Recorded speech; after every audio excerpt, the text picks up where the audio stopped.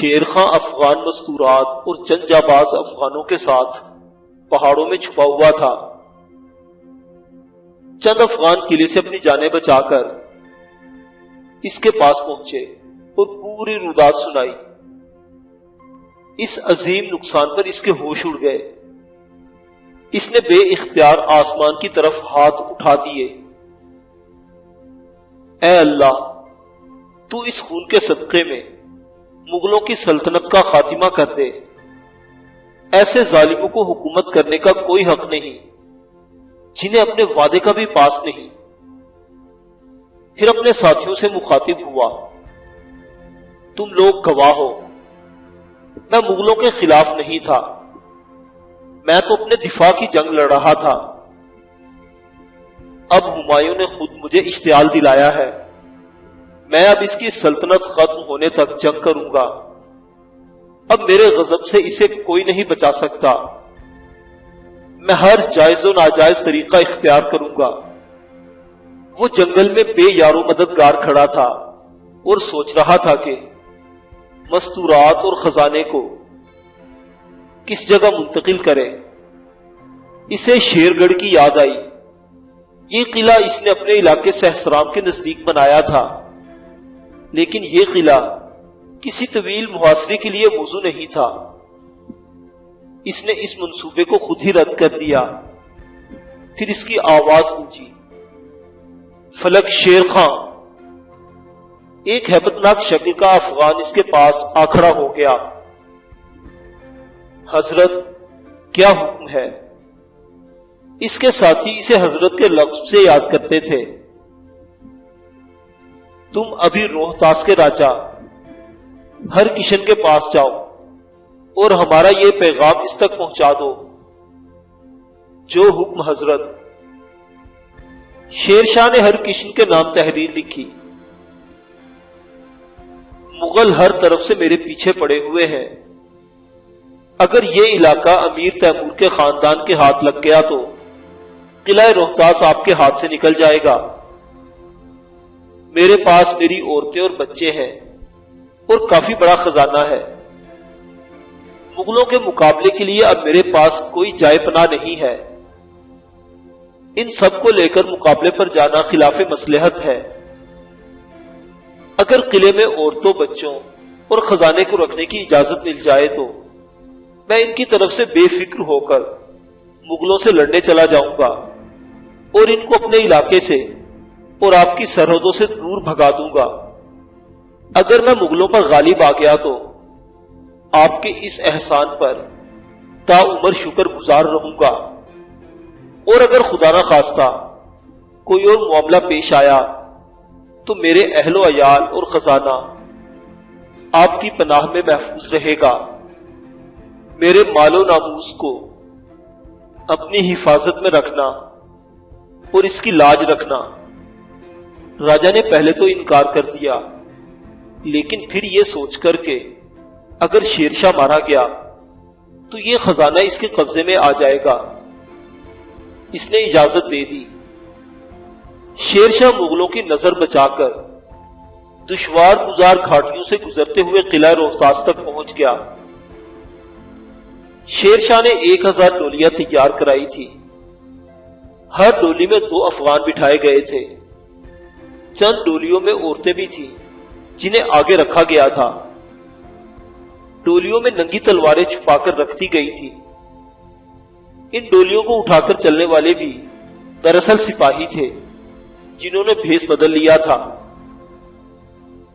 یہ ڈولیاں قلعے میں داخل ہوئی تو راجا نے یہ سوچ کر کہ افغان عورتیں بہت سخت پردہ کرتی ہیں، پہرے داروں کو حکم دیا کہ کوئی ان ڈولیوں کی تلاشی نہ لے۔ مگر جیسے ہی یہ ڈولیاں قلعے میں داخل ہوئی تو ان میں سے خواتین کے بجائے جوان نکلے۔ یہ سب کے سب بہادر پٹھان سپاہی تھے۔ ان سب نے دربانوں پر حملہ کر دیا اور پکڑ پکڑ کر قتل کرنا شروع کر دیا، اور چند لمحوں میں ڈیوڑی پر قبضہ کر کے دروازوں کو چوپٹ کھول دیا۔ شیر شاہ باہر منتظر کھڑا تھا۔ اپنی جمعیت کو لے کر نقارے بجاتے ہوئے قلعے میں داخل ہو گیا۔ راجپوت سپاہیوں نے تادیر مقابلہ کیا، مگر کب تک؟ راجا کو خبر ہونے تک سارا قلعہ چوپٹ ہو چکا تھا۔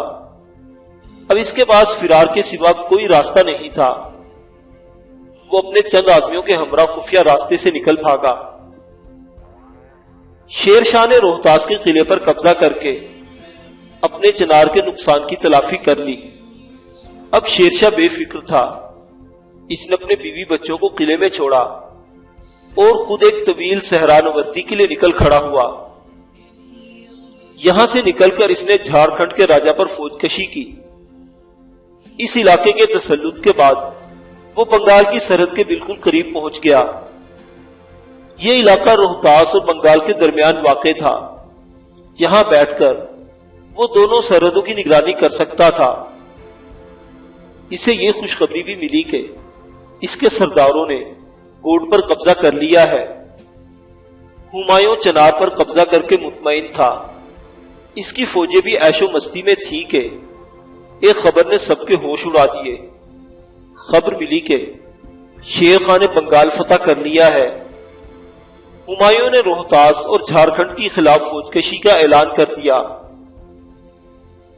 حملے کی دھمکی سے پہلے سلو کی بات ضروری تھی۔ ہمایوں نے شیر شاہ کے نام پیغام بھجوایا، بنگال کا تخت اور خزانہ ہمارے پاس روانہ کر دو، اس کے بدلے میں چنار، جون پور یا کوئی بھی پسندیدہ جگہ دے دی جائے گی۔ یہ پیغام ہی عجیب تھا۔ شیر اپنے جبڑے کا شکار کسی کے حوالے کرتا ہے؟ اس نے لکھ بھیجا، میں نے بنگال کی تسخیر میں 6 سال تک جافشانی کی ہے اور میرے بہت سے سپاہی اس مہم میں کام آئے۔ میں بنگال کیسے چھوڑ سکتا ہوں؟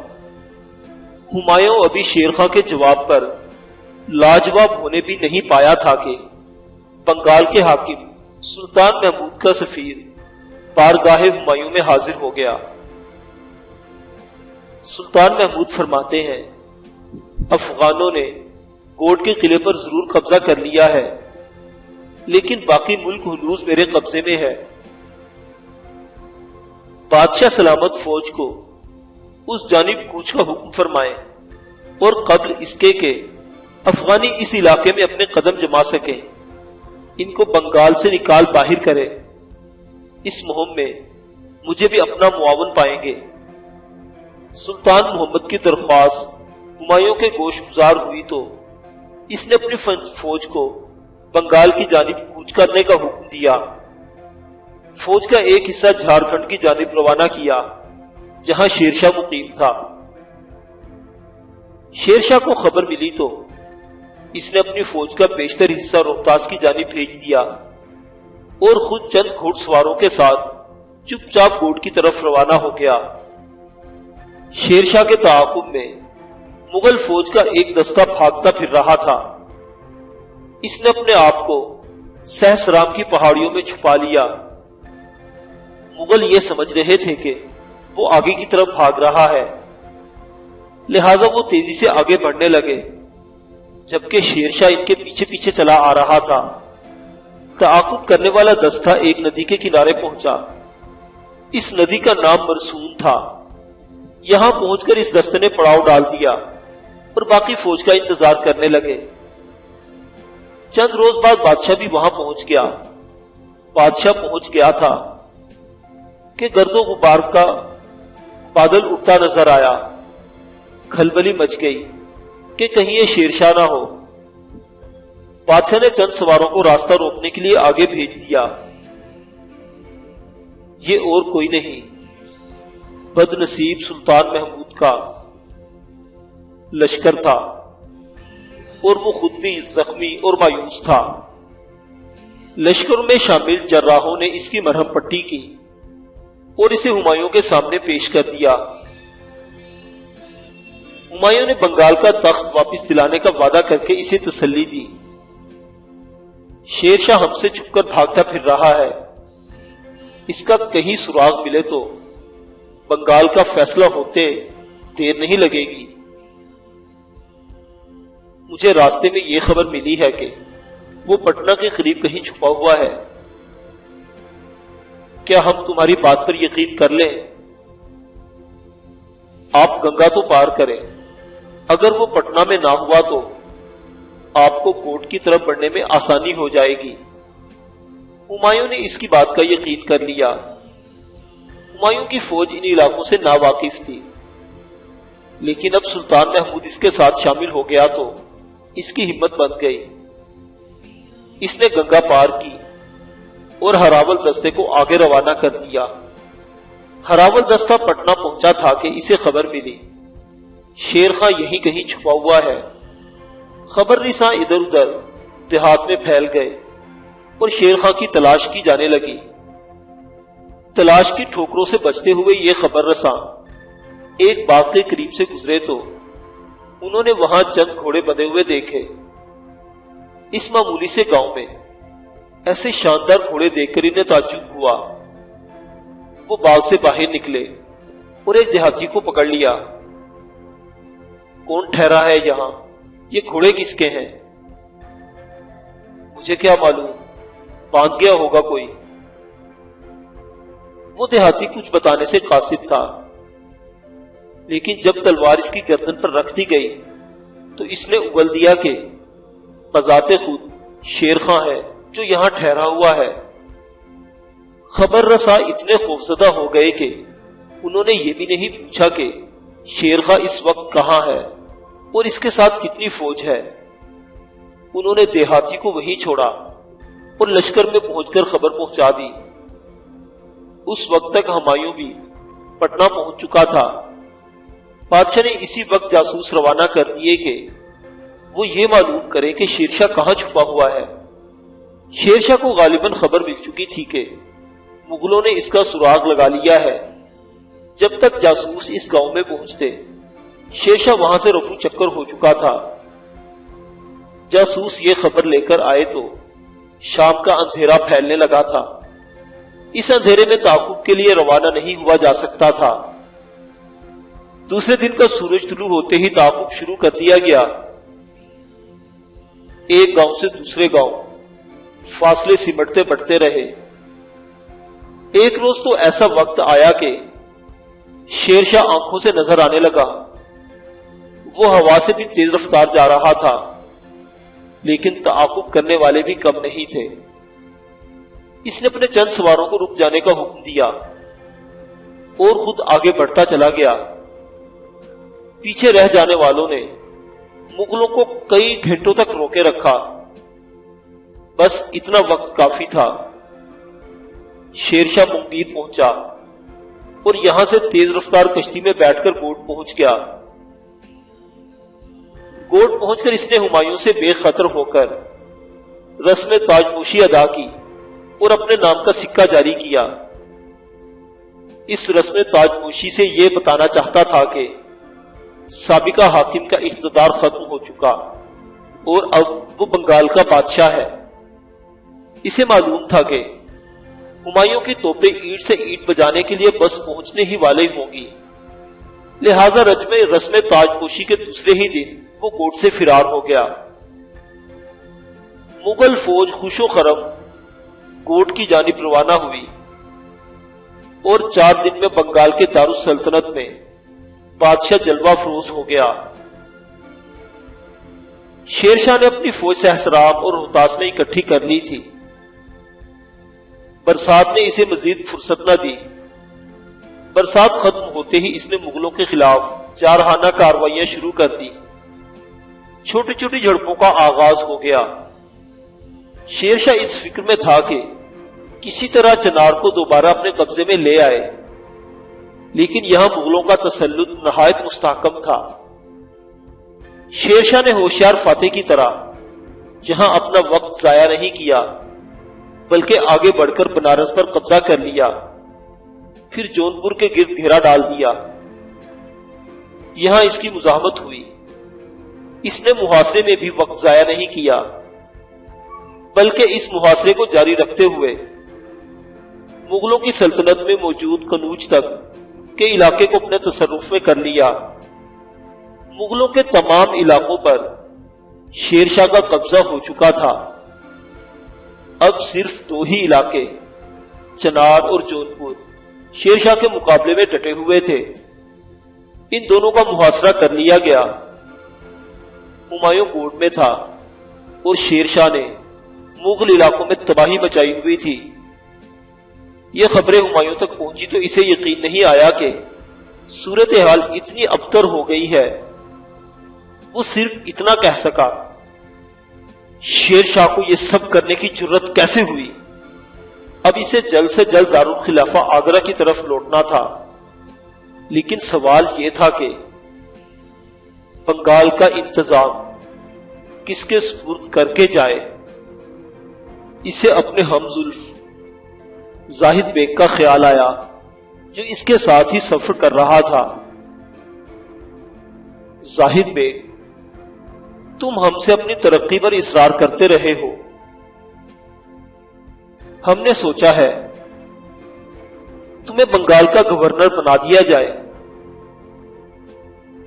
زاہد بیگ نے روبے شاہی کا خیال کیے بغیر بڑا فروختہ ہو کر کہا، کیا ماں بدولت کے خیال میں مجھے ذبح کرنے کے لیے بنگال سے بہتر کوئی جگہ نہیں ہے؟ اس کا یہ جواب ایسا گستاخانہ تھا کہ ہمایوں اس کو سخت سزا دینے کی سوچنے لگا۔ اس بارے میں اس نے اپنے کچھ افسروں سے مشاورت بھی کی۔ زاہد بیگ کو اس کی بھنک پڑ گئی۔ وہ ایک دن چپکے سے نکلا اور آگرہ بھاگ گیا۔ آگرہ پہنچ کر اس نے حالات دگرگو دیکھے۔ لوگ شیر شاہ کی فتوحات کو تشویش سے دیکھ رہے تھے اور بادشاہ کی طرف سے مایوس ہو چکے تھے۔ بادشاہ کا بھائی مرزا ہندال بھی سخت بدظن تھا۔ زاہد بیگ نے اس موقع کا فائدہ اٹھایا، مرزا ہندال کو اکسایا کہ وہ خود بادشاہ بن جائے۔ ہمایوں بنگال میں گھرے ہوئے ہیں، آپ کو روکنے والا کوئی نہیں ہے۔ بات معقول تھی۔ مرزا نیم رضامند ہو بھی گیا تھا، لیکن اسی وقت بادشاہ کا سفیر شیخ بہلول آگرہ آیا۔ بادشاہ نے پیغام بھیجا تھا کہ وہ مغل حاکم کی مدد کے لیے جونپور پہنچے۔ اسے بھائی کی بے بسی کا خیال آیا اور جونپور جانے کے لیے تیاری کرنے لگا۔ زاہد بیگ نے اسے پھر ورغلایا، اسے ترغیب دی کہ وہ شیخ بہلول کو قتل کر دے اور اپنی بادشاہت کا اعلان کر دے۔ مرزا کے منہ میں ایسا پانی بھرا کہ شیخ بہلول کو قتل کرا دیا، اپنے نام کا خطبہ پڑھوایا اور جونپور جانے کے بجائے دہلی کی جانب روانہ ہو گیا۔ بادشاہ گود میں بیٹھا تھا کہ اسے شیخ بہلول کے قتل اور مرزا ہندال کے بادشاہ بننے کی خبر موصول ہوئی۔ اب ایک لمحہ بھی یہاں نہیں گزارا جا سکتا تھا۔ اس نے کوچ کا حکم دے دیا۔ مغل سپاہی اس سے زیادہ مضطرب تھے کہ جلد از جلد شیر شاہ کے شکنجے سے نکل بھاگے۔ کوٹ کا حاکم بننے کے لیے کوئی بھی تیار نہیں تھا۔ بالآخر بڑی مشکل سے ایک افسر جہانگیر قلی بیگ کو رضامند کیا گیا۔ ہمایوں نے اسے 5000 فوج دے کر کوٹ کی حفاظت پر مامور کیا اور خود آگرہ بچانے چل دیا۔